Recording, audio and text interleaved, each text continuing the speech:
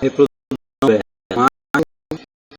na fêmea, e ela, aí os ovinhos vai caindo, aí eles vão pegando, a fêmea fica imóvel, num estado assim de dormência, os ovos continuam caindo.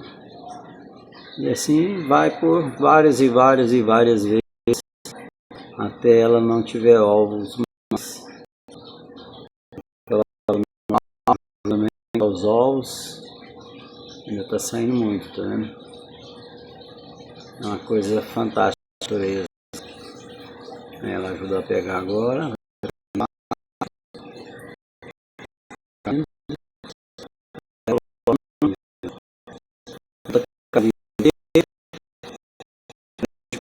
Na coisinha na superfície.